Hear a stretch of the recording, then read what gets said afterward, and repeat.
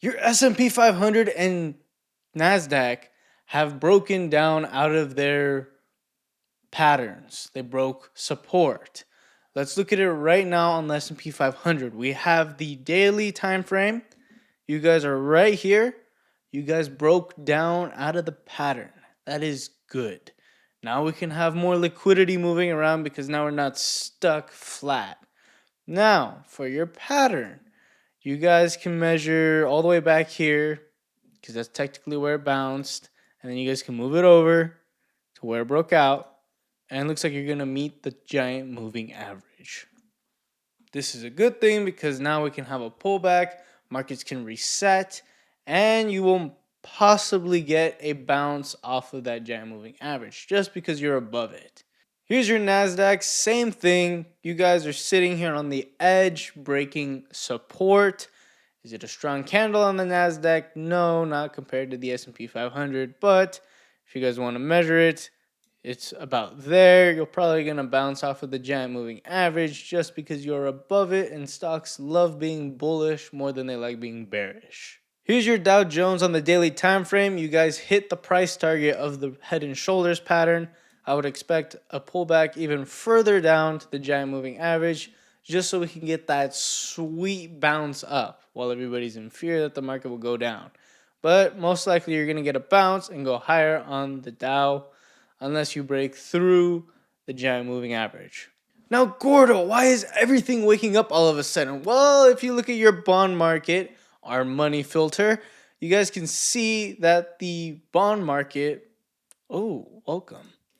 Your bond market is actually going down and moving cleanly. Over here, chop, horrible. Over here, chop, horrible.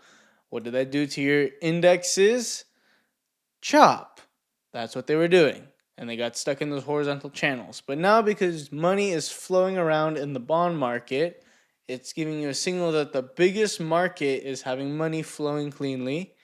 Now your smaller markets are going to start having money flow more cleanly now. That's how you can view it. Here's your 2-year yield.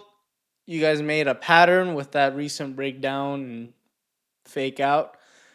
You guys are currently in a downward channel. You guys can break up out of it and go above the giant moving average. Usually channels that head in the downward direction break to the upside, but we'll see what the 2-year yield has in the future. Here's your 10-year yield. Gonna have to zoom out a little bit on this one. Ignore this giant line for now. Focus more on these lines. They are your most recent pattern, and it's a bullish pattern. So you guys have a high probability of breaking to the upside because it's a bullish pattern, but it may take a while because you are below the giant moving average. Although that moving average, it seems like you're throwing yourself over it quite a few times, so we may get over it, but only if we get over it and we break up out of the pattern, that I'll say we'll probably go up to here, which is very bullish. Here's your Bitcoin, and no, it did not break out all the way to the price target that was set on Monday. You guys are just sitting here in a flag pattern that can break to the downside most of the time. Like over here, it was a flag pattern, broke down.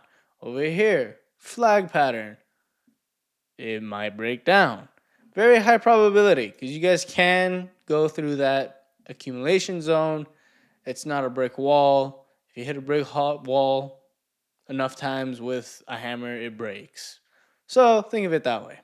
Now your XRP is sitting here completely flat. You guys know that I don't like that at all. And it's stuck in a bear flag also, and most likely you'll head lower. We'll see what it does. It just needs to break one of these two lines. Here's your gold. Good news and bad news. Good news, you guys look like you are possibly finding support on this support line. Bad news is you broke a trend line that's supposed to be going up. So if you find support on this support line, which it looks like you're doing, then you're going to have to break through the resistance trend line now. It may or may not make it through. If you don't make it through, then you'll probably hit this trend line here. But overall, gold in an overall view is still very bullish. Here's your silver. It looks like you guys broke down out of a pattern. It was rising up. Now you guys broke down. But does this mean, oh, bear market for silver? No, no. It does not mean that. It means that you guys are just having a healthy pullback after this amazing run up. It has to come back down, and then you bounce, and then you go higher. That's just how charts work. And you have a price target here of about $94 for silver. It can pass that. Hopefully it passes that. I would like it to hit this trend line here and then bounce and then go higher so we get a sweet run up again. Now overall, it looks like our markets are waking up, and make sure you like, subscribe, maybe comment. And because of the markets waking up right now, you guys are going to see more volatility. Markets are going to move a lot quicker because of global events that are happening currently. You're going to see maybe more money flowing around, possibly why the bond market decided to wake up. But I will see you guys Monday.